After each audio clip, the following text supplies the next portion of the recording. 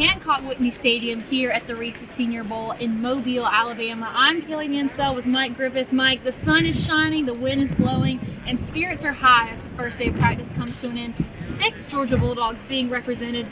You've been to a lot of these. How does this core group of UGA Dogs talent compare to what you've seen in the past? I mean, it's good. It's deep, and it's probably the deepest Senior Bowl I've ever seen because this is the first year that juniors are eligible.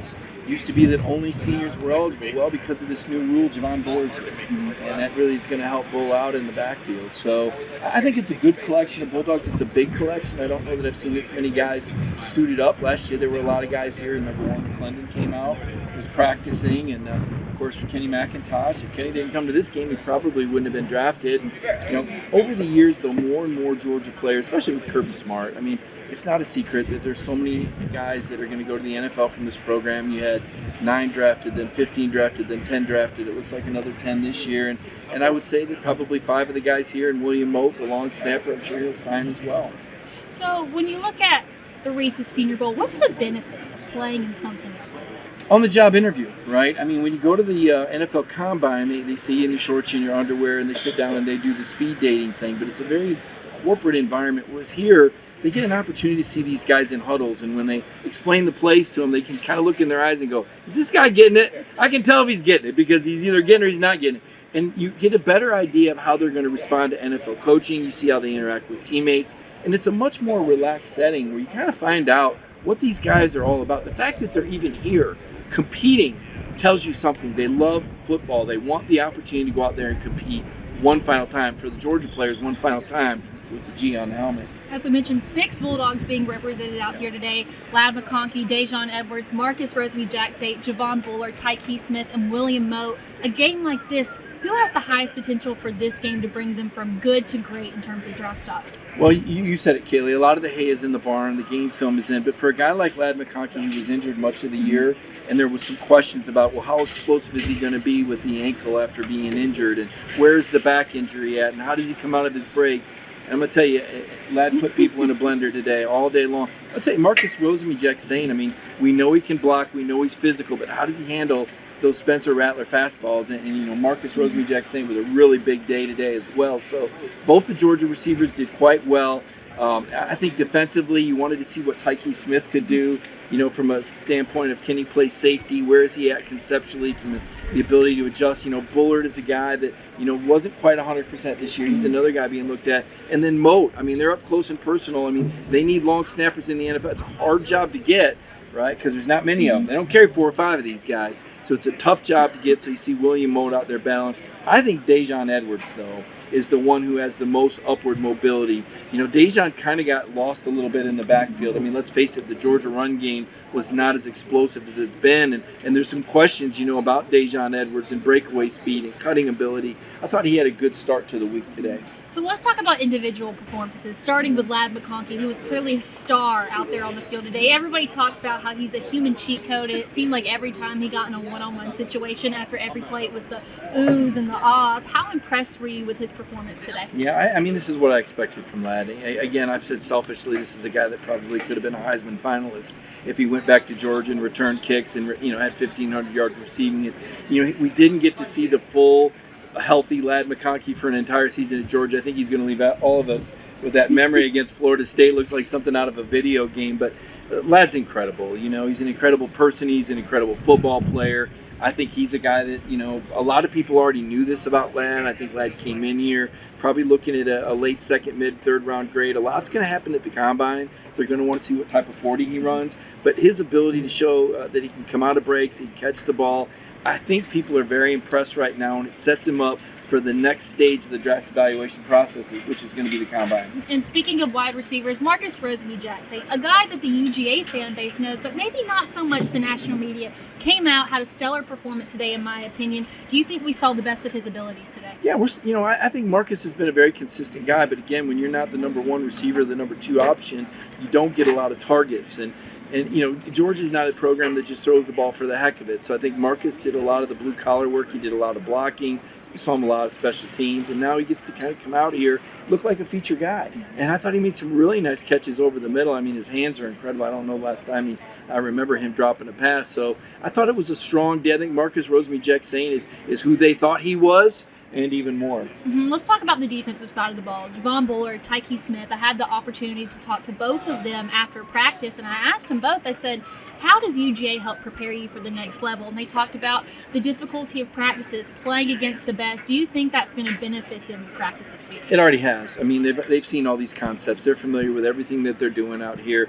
They're a half a step ahead of everyone. They've played for NFL caliber coaches at Georgia that have been coaching up NFL safeties, first-round safeties, and first-round cornerbacks for years and years and years. Kirby Smart is the best at it. He's their personal, he's one of their coaches in the secondary. We know he's the head coach, but he watches that secondary closely. He hand-selected these guys. These guys made it through the entire career at Georgia. They didn't transfer out. The fact that they were able to play their entire career for Kirby Smart says one thing. The fact they play in one of the most complex defenses in the nation says another. The only thing for these poor guys, they didn't get to hit anybody. Yeah. They like to hit people. At Georgia, they let you hit the Lad McConkey was a happy guy today. He didn't get beat up at practice. At Georgia, those secondary guys are coming up and hitting. So Tyke and Bullard, they're going to have to wait till Saturday to unload on people because that's what both of those guys do really well. And for Dejon Edwards, I think you hit the nail on the head earlier. A guy that kind of got lost in the mix this past season. What does he need to do and showcase this week to get him on the radar of all the scouts that are out here? Yeah, well,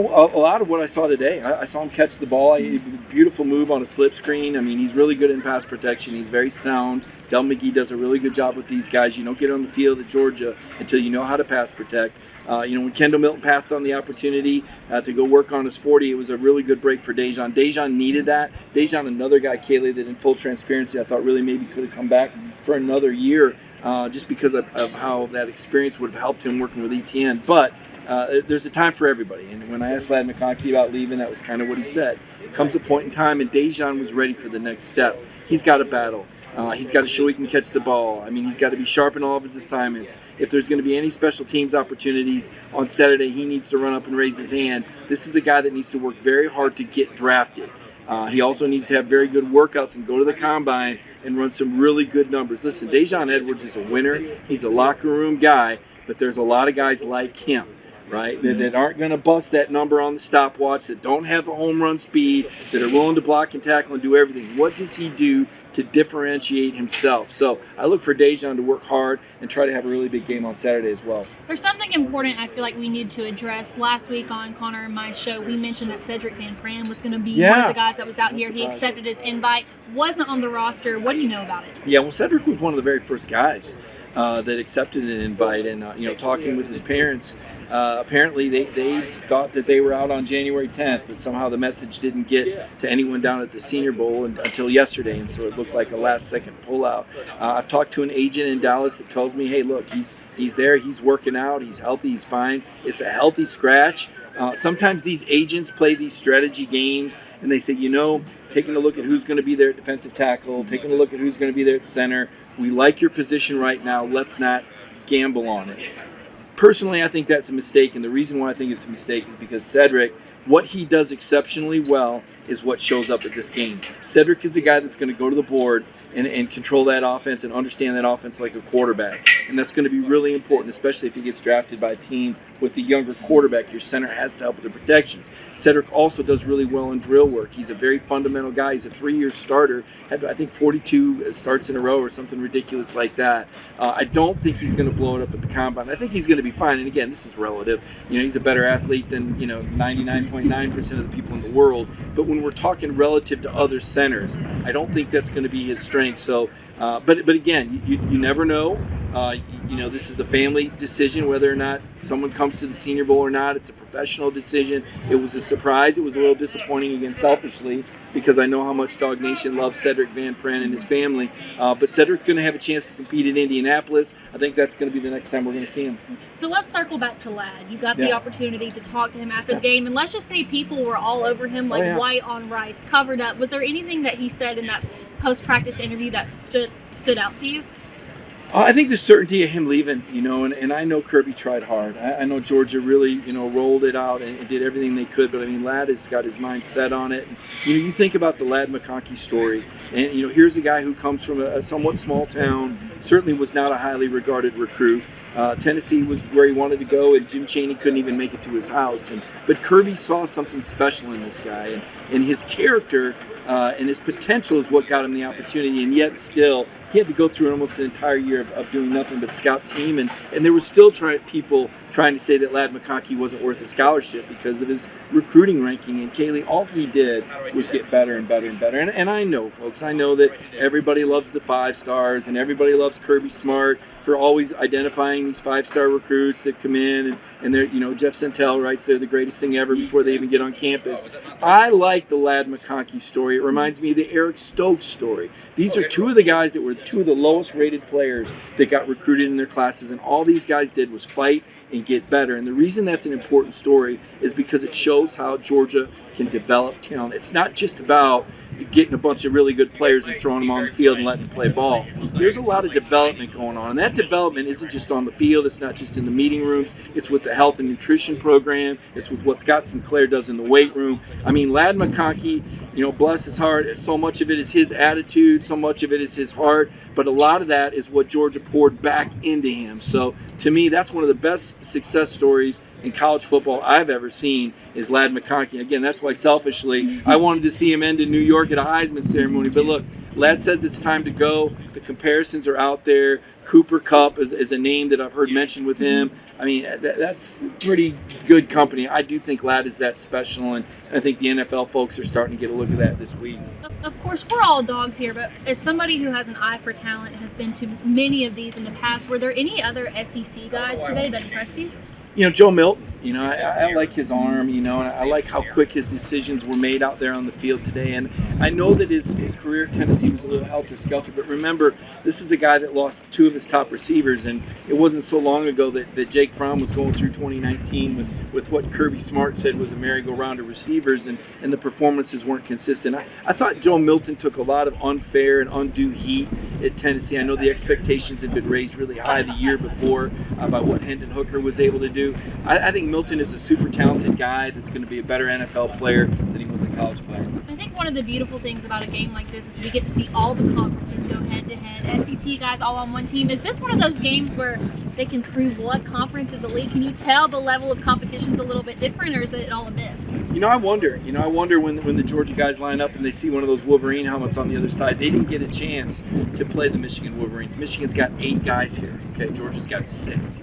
I do think there's some SEC pride. William Mote was talking about it. These guys are enemies, mortal enemies for years. And then they come here and they're like, yeah, this guy's pretty cool. We hung out. We're a lot more alike than we think. So it's kind of cool to see that SEC pride here. I think there is something to that. I think the SEC guys, walk a little bit taller. I think there's a little bit of an attitude. And, on the other side, you better believe that the Big Ten guys and Bo Nix and Michael Penix from the Pac-12, they're going to try to prove something on Saturday as well. So as we wrap up here, Mike, I know you're going to be writing a lot this week. What kind of articles can we expect to read from you on DogNation.com? Yeah, I'm going to write about Ladd McConkey tonight. I was really excited about his performance. And, of course, we visited with JT Daniels last night, saw JT again today. Kind of a who's who out here. Dorian and Hester here from the SEC Network. Always good to get different perspectives on players. Javon Bullard, Tyke Smith. Only had a minute with Tyke, but it's a different Tyke. I like him at safety. And, he played a role at Georgia at the start, but I really like that the Senior Bowl gives him an opportunity to show what he can do at the safety position. And just talking with Tyke today, I could feel the energy and, so excited to be out here. William Mote as well. This is a guy who's honed his craft, and gosh, I'll be honest with you, I don't know if I've written a story on William Mote his whole career at Georgia, but now that he's here in the big time, we're going to write about you, William Mote. You've earned it, man. You got a trip to the Senior Bowl. There's only 2 or 3 of these long snappers here, and we got media day tomorrow. Yeah. So there's going to be a lot more out there. I'll probably try to find some guys from I think there's some Florida State guys here, unless they opted out. Oh, I should have said that. But I'm going to talk to a lot of the guys here. I'm not editing that out. So I have to get personal with you for this last question. A lot of people don't know this, and I didn't know until recently, but you were born here in Mobile, Alabama. How special is it to do what you love in the city where you're from? That means a lot to me. Honestly, it was when I was in college, my career ambition was to work for the Mobile Register. And at 28 years old, there I was working for the Mobile Register, covering Alabama. And it was like, Okay, now what?